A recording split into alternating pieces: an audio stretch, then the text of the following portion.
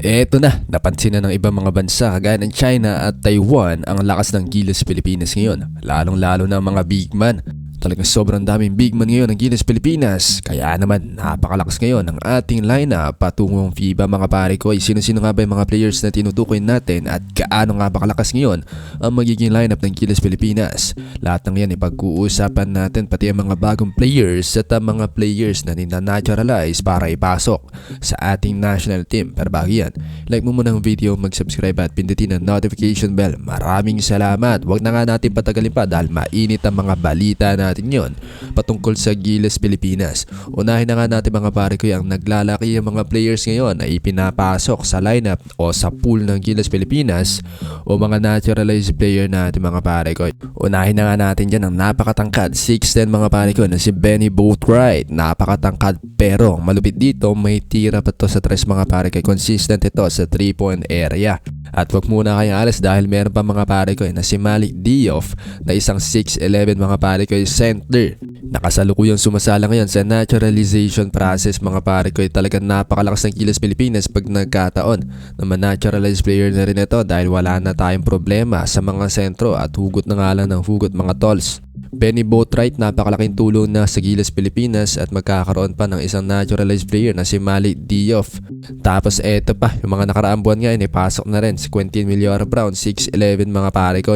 Ang maganda naman dito ay Quentin Millora-Brown mga pare ko kay QMB ay maglalaro siya as a local player sa ating national team at hindi nga bilang naturalized player.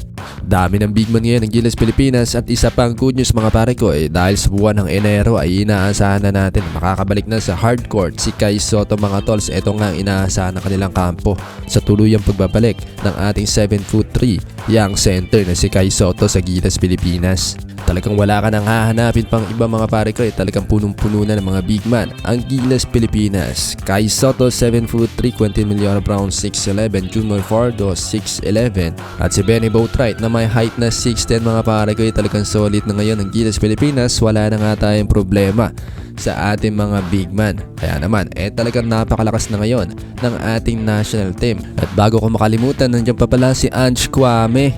Mahaba-habang ensayo na nga lang ang kailangan talaga, lalarga na itong pool ng Gilas Pilipinas na to.